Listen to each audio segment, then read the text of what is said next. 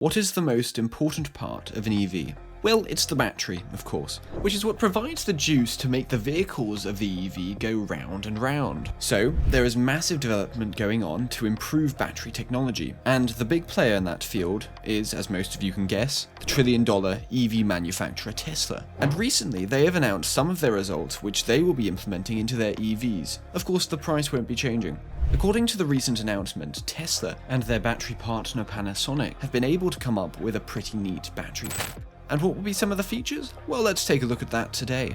Back in 2020, Tesla unveiled plans to make a new type of battery that could improve an electric car's range and power. The company will produce its new batteries in-house, which Tesla CEO Elon Musk predicts will help dramatically reduce costs and allow the company to eventually sell electric vehicles for the same price as gasoline-powered ones. Musk said Tesla achieved this breakthrough by removing the tab, a part of the battery that forms a connection between the cell and what it is powering. Tesla is calling these new tabless cells 4680 cells. 4680 refers to the battery's dimensions: 46mm wide by 80mm tall. That's 1.6 inches by 3.1 inches. So, after a year, it seems that Tesla was able to work according to the plan, and the new form of batteries are ready to be in their new EVs. Tesla unveiled its latest structural battery pack with 4680 cells during a Gigafactory Berlin tour ahead of the Model Y production at the new factory. The start of production at Gigafactory Berlin is not just significant for Tesla's growth in Europe, but it will also mark the launch of an important new version of the Model Y.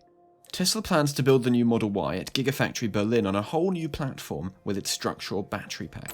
Inspired by the aerospace innovation of building aircraft wings as fuel tanks, instead of building the fuel tanks inside the wings, Tesla decided to build a battery pack that acts as a body structure, linking the front and rear underbody parts. Currently, Tesla builds battery packs by combining cells into modules, which when put together form a battery pack. That battery pack is installed into the vehicle platform. The difference with this new concept is that Tesla will not be using modules and instead build the entire battery pack as the structural platform of the vehicle, with the battery cells helping solidify the platform as one big unit. Not only that, but Tesla is also intending to bring some changes around the chemistry of the battery system. The company announced its intention to move away from batteries that use cobalt and nickel, as prices for those key materials are rising. Tesla also said that it was planning to opt for cheaper lithium iron phosphate (LFP) batteries globally.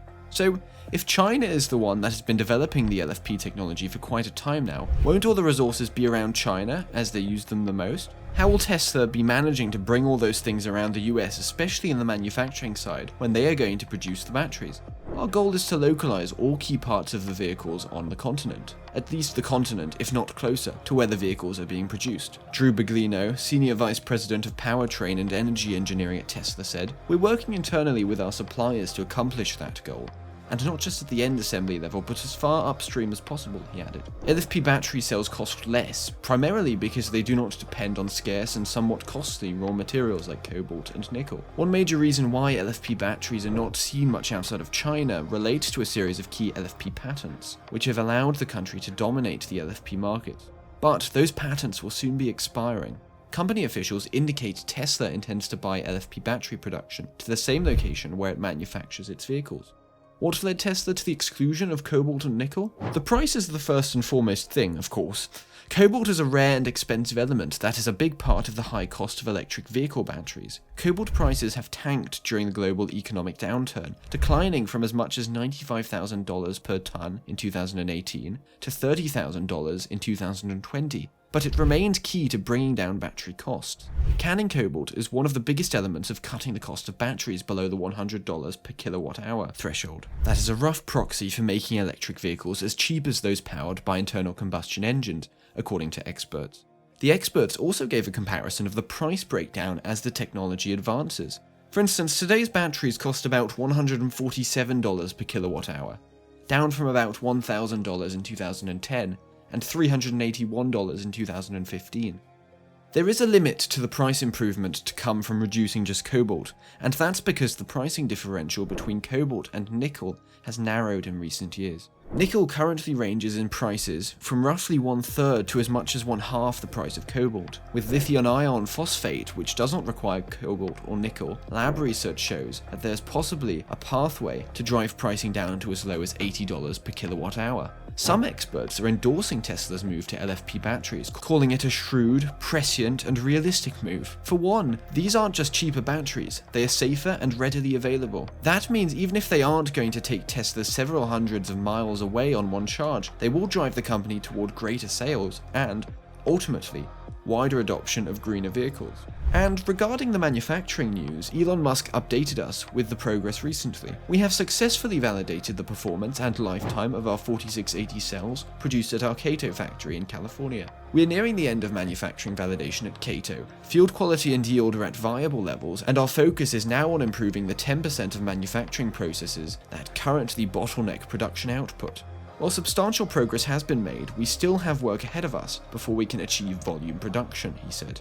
In the case of the performance of the enlarged cylindrical 4680 cells, Tesla is bringing in its own sky-high hopes and challenges. If Tesla can pull off in-house vertical integrated battery manufacturing and the cell performs as advertised, the 4680 could fuel Musk's dreams to build millions of EVs a year around the world. Tesla's goals include boosting driving range by more than 50%, 16% of that due to the 4680's newfound punch while halving battery costs, and bringing a $25,000 Tesla to showrooms. To gallop back in front, a 50% range leap for a vehicle like the Model S would let it top 600 miles, diesel-like stamina that seemed unimaginable a few years ago. Tesla is an EV manufacturing company to begin with, and not a battery, so there could be some mistakes or some drawbacks in the research, and that's why Elon Musk has decided to take some help from their current battery supplier Panasonic. As Tesla is one of their biggest buyers, and as they owe some big promised changes for its future batteries to the world, Panasonic has unveiled a more advanced prototype battery designed for Tesla.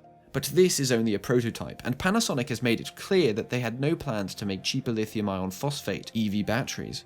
We have developed this because of the strong desire of the other party, and we think this can only lead to stronger ties, said Kazuo Tadanobu, battery chief of Panasonic. According to the design of Panasonic's prototype, it is showing quite some exciting numbers.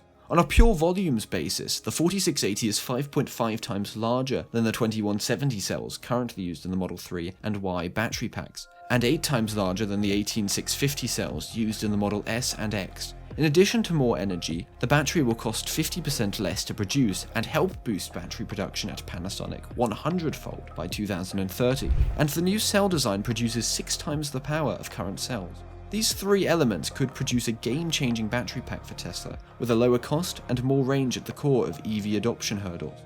Panasonic plans to start test production of the 4680 battery cells in Japan by March 2022 to supply them to Tesla. On the other hand, Tesla sees the delivery of vehicles with battery packs composed of 4680 cells also by next year. So, it would probably be best to wait a year if you are thinking of getting yourself a Tesla, as it will surely be better, faster, and of course, more powerful.